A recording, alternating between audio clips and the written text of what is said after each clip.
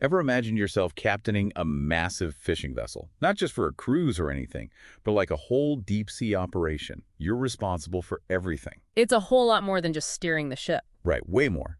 So today we're diving into the worlds of a fisheries master, and we've got some great insights from RoleCatcher. They're a really interesting resource. Yeah, they're like, if you imagine like a career GPS, they offer these detailed guides, interview prep, even AI-powered stuff. The AI stuff is really something. We'll get to that. Okay. But even if you're not, ditching your office chair to brave the high seas, this deep dive, it actually uncovers some surprisingly relevant skills. Oh, yeah, for sure. Things like leadership, adaptability, thinking on your feet. When the metaphorical boat starts rocking. Exactly. Okay, so let's reel it in. Let's start with the basics. What does a fisheries master actually do? I have to admit, in my head, it's a little romanticized. Yeah. Probably from too many seafaring movies. Well, forget charming fish into nets. Okay, so no Aquaman then. Not quite.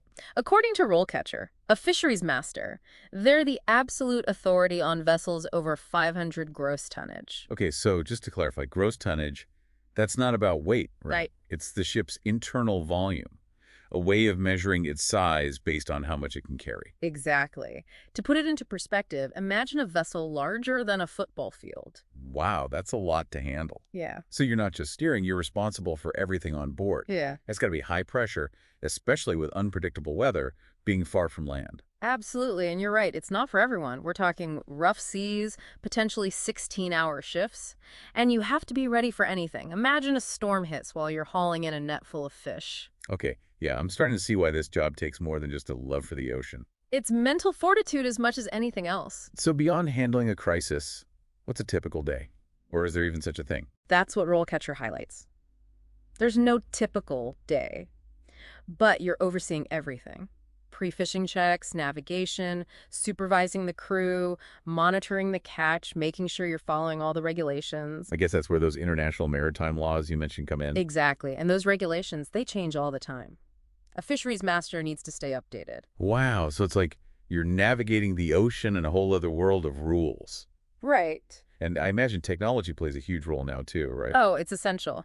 Today's fisheries masters, they need to be comfortable with high-tech equipment, using sonar to map the ocean floor, GPS-guided nets, even these things called fish aggregating devices, which are like underwater structures to attract fish.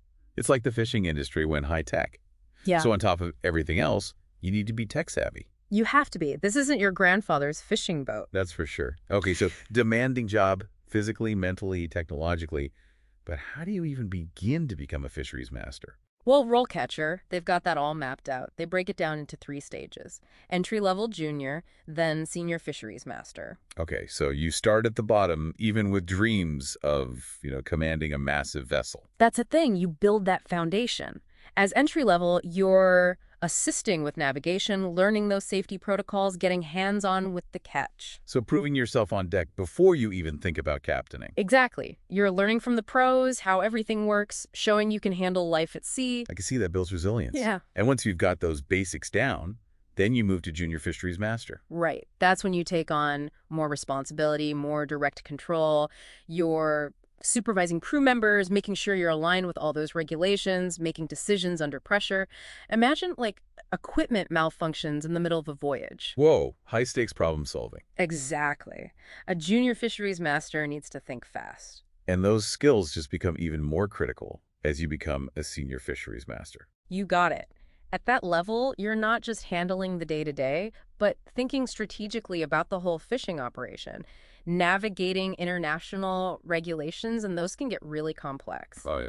Leading and mentoring a crew, adapting to how the industry's changing, it's a lot. So at that level, you're not just a captain, you're a leader, mentor, industry expert. And master problem solver, don't forget that. It's demanding, but incredibly rewarding if you thrive in that kind of environment. Speaking of demanding, let's talk about the ocean itself. Right. It's unpredictable, to say the least. That's putting it mildly. In RoleCatcher, they don't shy away from that in their guides.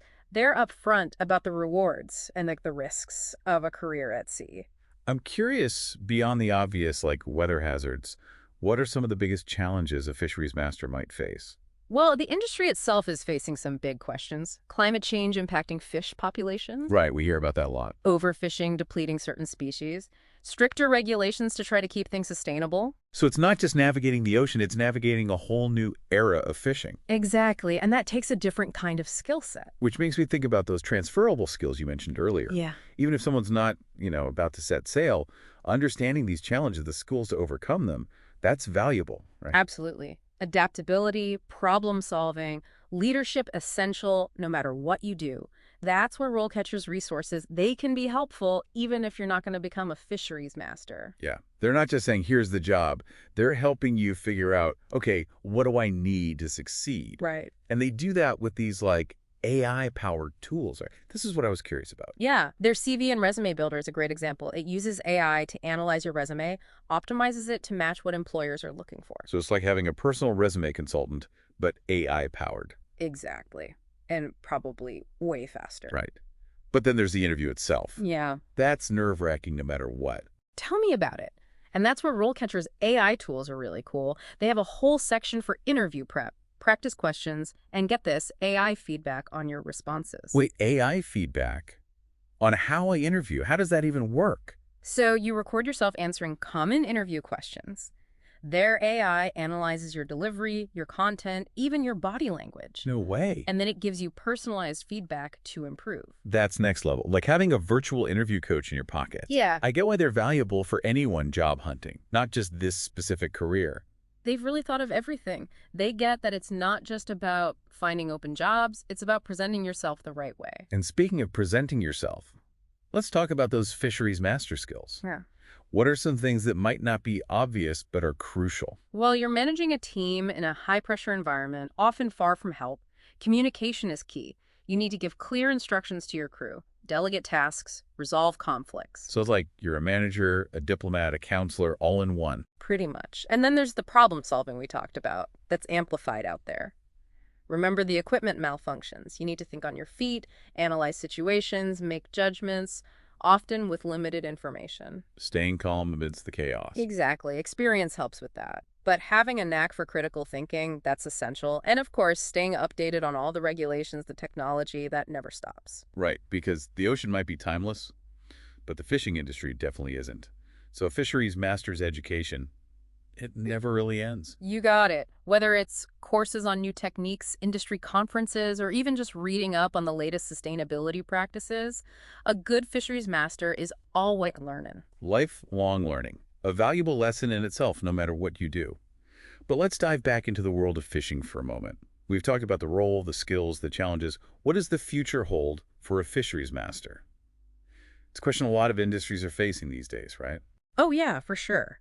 How do you take something, anything, that's been around for centuries and make sure it survives, even thrives, in a world that's dealing with, climate change and trying to manage resources? Right, exactly. And the fishing industry, it's not exempt from that. Not at all. In fact, RoleCatcher, they actually highlight this, that the future of fishing, it really depends on sustainability. It's not just a buzzword anymore. Nope, not even a little bit. It's everything, the whole guiding principle. So are we talking about a shift, like from catch as much as you can to a more, mindful approach? You could definitely say that. Future fisheries masters, they're going to need to really understand sustainable practices. It's about being a steward of the ocean, not just, taking from it. Okay, yeah, that makes sense. Working with, marine scientists, conservationists, sticking to those strict quotas so you don't overfish, and adopting those fishing techniques that reduce bycatch. Bycatch, that's the accidental catch, right? Like when you're aiming for one kind of fish but catch others unintentionally. Yeah. It's like the job description is expanding. You're not just a fisheries master, you're an environmental advocate too. Yeah, in a way, for sure. To really be successful in the future, you'll need to be knowledgeable about marine ecosystems and pretty passionate about protecting them. What about the role of technology in all this? Because we've talked about how much it's already changing the industry. Will it play a part in sustainability as well? Big time. RoleCatcher actually points to a bunch of new technologies that are already making a difference. There are fishing vessels using AI-powered cameras and sensors that can actually identify and prevent bycatch, and they do it in real time. Wait, really? Yeah, imagine a net that can recognize different kinds of fish, and if it catches one that's not the target, it just releases it back into the ocean unharmed. That sounds like science fiction. Right, but it's real, and that's not everything. There's a big push towards data analysis too, so you can track fish populations way more accurately, even predict where they're going to go. So you can make smarter decisions about fishing. Exactly, when to fish, where to fish, all of it, which means you're minimizing your environmental impact. Data analysis, that's a core part of the job now. It's kind of funny when you think about it because it's such a shift from that traditional image. Like, you picture this grizzled captain up on the bridge, relying on instinct and years of experience to find the fish. I know, right? It's kind of a cool blend of old and new, though. I mean, obviously, experience and intuition will always be valuable no matter what. Of course. But technology, that's giving these fisheries masters a whole new set of tools to understand the ocean and protect it, which is the key thing. Really does sound like the profession is on the verge of something big. Oh, absolutely. I mean, there are definitely challenges, that's for sure. But there's also a lot of reason to be optimistic. With the right skills, that commitment to sustainability, and that willingness to use these new technologies, it feels like the future of fishing and the role of a fisheries master, it's pretty bright. Yeah. Well said. It's been really interesting, to explore this profession, to go beyond those romanticized ideas we have and really understand what it takes, all the challenges and rewards of a life at sea. We talked about the demanding work, the leadership it takes that need to be adaptable, how technology is changing everything, and of course how crucial sustainability is. It's definitely clear that being a fisheries master, it's so much more than just steering the ship. It's navigating this world that's always changing, making those tough choices, and in the end, taking responsibility for one of the most important resources we have, our oceans. So until our next deep dive, remember that the pursuit of knowledge, just like the ocean, is vast and incredible. Never stop exploring, never stop asking questions, and you never know what amazing discoveries are waiting for you.